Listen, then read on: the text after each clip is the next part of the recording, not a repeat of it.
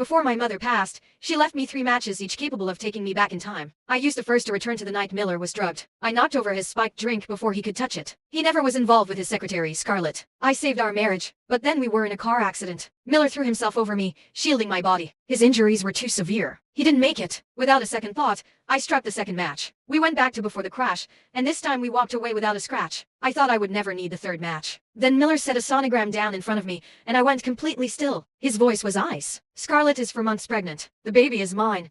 A ringing filled my ears. The fact that I survived that accident means God gave me a second chance, a chance to go after what I really want. You can keep the title of Mrs. Miller. Just stay out of Scarlett's way. I couldn't figure out how Miller still remembered the accident. When did it start? I asked. That doesn't matter anymore. Scarlett grew up with nothing, no stability, no security. What I feel for you now is more like family. The love is gone.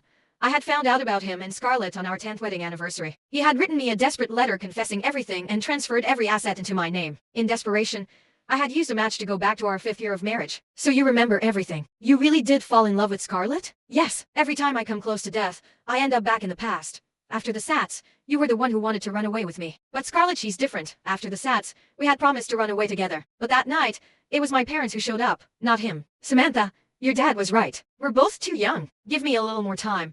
I defied my father and married him anyway. Now Miller looked at me with cold, flat eyes. You can always file for divorce. Of course, your mother's medical bills would become your problem to handle alone. He walked out. My mother had taken Miller in after she learned he had no parents. She treated him like a son. And yet, no matter how many times I went back, she still got cancer. Every time, I went after him. What gave him the right to betray me again? Scarlett was outside, her arms looped around his neck. The baby and I have been waiting forever. Miller smiled. There's a Sotheby's auction coming up. I saw some jewelry that would suit you perfectly. I watched him kiss Scarlett, and when she pulled back, he leaned in and kissed her again. We hadn't been that close in years. We hadn't actually kissed since our honeymoon. I pulled out the last match. A nurse nearby sighed. Apparently Scarlett fell in love with the house where Miller's wife lives. So he's selling the place, moving his wife to some apartment near the hospital.